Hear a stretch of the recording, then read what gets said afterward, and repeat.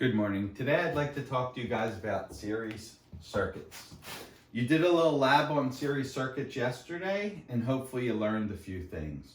First, I'd like to start by talking about simple circuits. Simple circuits are one where you only have one component, one resistor, one light bulb, one speaker, one thing, along with some sort of power source. So with a simple circuit, all we do is we find the resistance of our component, we get the voltage of our batteries, we use Ohm's law, we plug in our numbers, we get our current, and then plug our current into our power equation. Using that, we can figure out the power that is used up by our component, and that will tell us how bright, how loud, how hot the object is going to get. Here is a series circuit with 3 light bulbs, and I want to demonstrate a really important feature of series circuits. I wish you could see this live because I know it's kind of hard to see, but all 3 light bulbs are lit up. And we're going to go in there and we're going to disconnect one of the light bulbs. And you'll see that hopefully all 3 of these lights have now turned off. Again, I wish you could see this live, but a break in this circuit shuts the entire circuit off. That is an important property of a series circuit. Here is another series circuit that has 3 switches in it and 2 light bulbs and our power supply. And the important thing is, it doesn't matter which switch we turn off, it will shut off the whole circuit. The reason is, if there's a break all the way on this side, the electrons can't come out of the batteries because the electrons that are here cannot flow. And if they can't flow, none of the electrons in the entire circuit can flow. It's like a traffic jam. There's a traffic jam and nothing can flow in this entire circuit. So any of these switches would be effective at shutting off the entire circuit. So in lab yesterday, you looked at a circuit that had 3 resistors and a power source. Remember, these resistors are stand-ins. They might be resistors, but they also might be light bulbs or speakers or heating elements. So in part 1, we had all the resistors the same. And what we noticed, I hope you noticed, is that if you had a 6-volt power source, the resistors all got 1/3 of that power, of that voltage, I should say. And the reason is, since they're all the same resistance, they share it equally. You'll also notice that they all got the same current.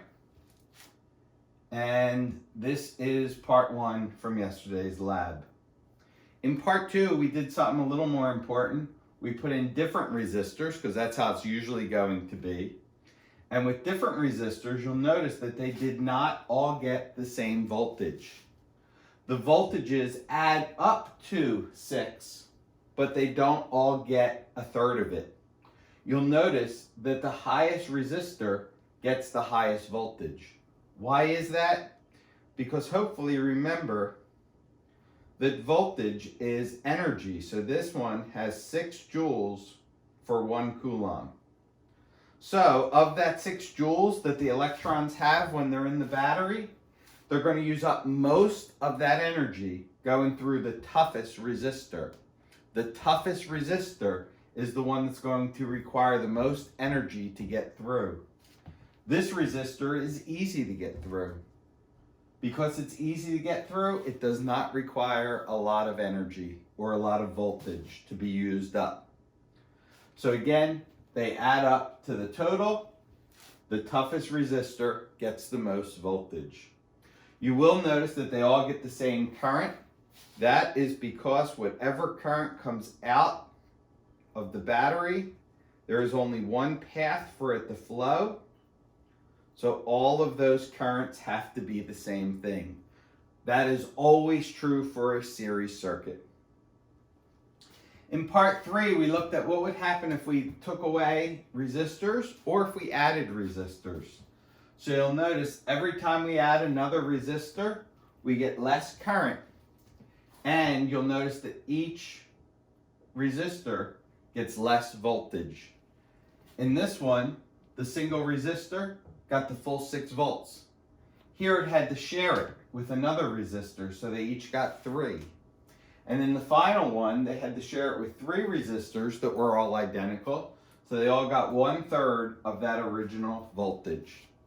So the more resistors you have, the more resistance it's going to have, which means less current and less voltage for each object. Here is an example of it. Again, I wish you could see it live, but we have 3 light bulbs that are lit. They're not very bright. And what we're going to do is we're going to limit it from 3 light bulbs down to 2 light bulbs. And you'll see now they each get 3 volts, so they're a little bit brighter. And then we're going to limit it to just a single light bulb, and that's the brightest one of all. This time the light bulb is getting the full 6 volts, and it's going to have a higher current.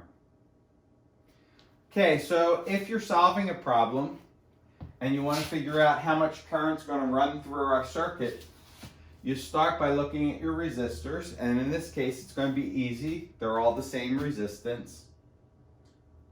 We look at our 6 batteries, and we notice that 6 batteries, each battery being 1.5 volts, gives us 9 volts total. So we put that on our battery. Since they're all equal to each other, they'll each get 1/3 of that. So we get 3 volts per resistor. And then to find out how much current goes through, we use Ohm's law. And we could do it for the entire circuit and say 9 volts with a total of 750 ohms. Or we could do it for just one of the resistors and say that one resistor gets 3 volts and that one resistor is 250 ohms. Either way, you get about 0.012 amps, which is about 12 milliamps. So you'll notice that's what's going to pop up on our display. Okay, so here is one where they are not all the same. So make sure you know how to do this process. If you can do this process, there's nothing I can make that's any harder for series circuits. So the first thing you do for a series circuit is you get your total resistance.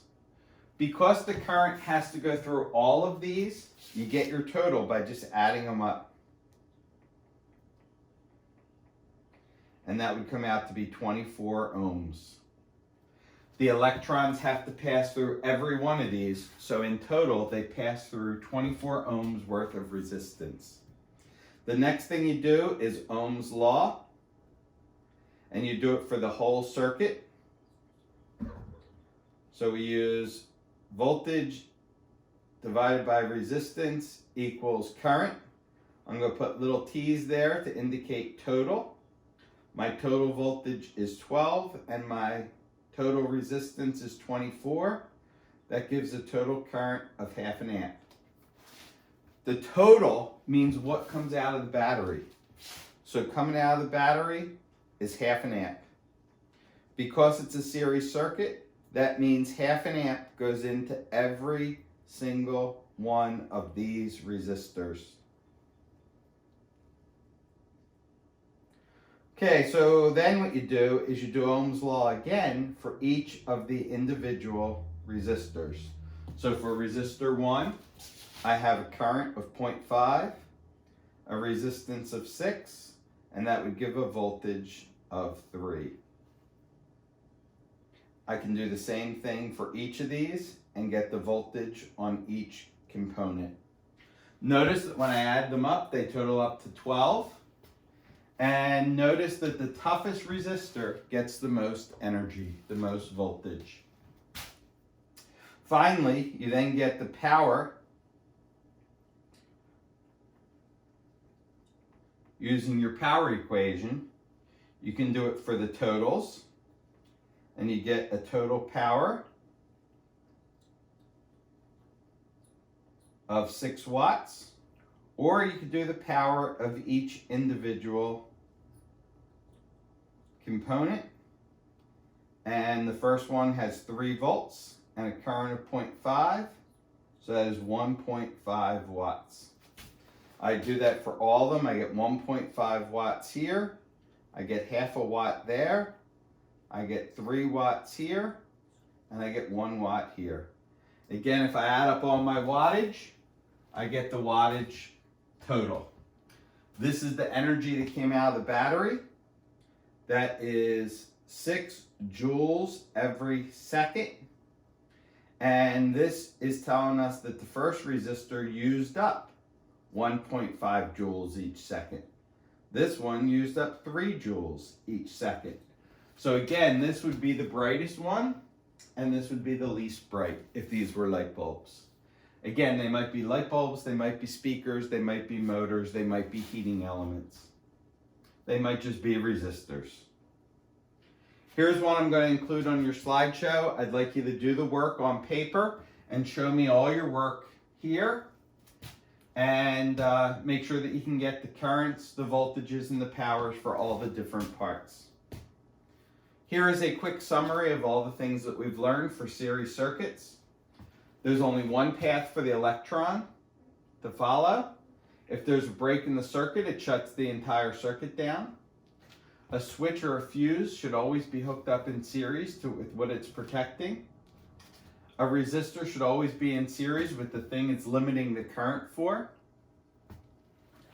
All parts of your circuit get the same current because there's only one path. The voltage of each path separately add up to the voltage of the source. And the component with the highest resistance will use up the most voltage. Okay, I'd like to end with a little video from the days where we were together. I'm going to try and put a picture or video each lesson of things we've done during the year, just because it makes me happy to see you guys in person. Having your videos yesterday was really nice.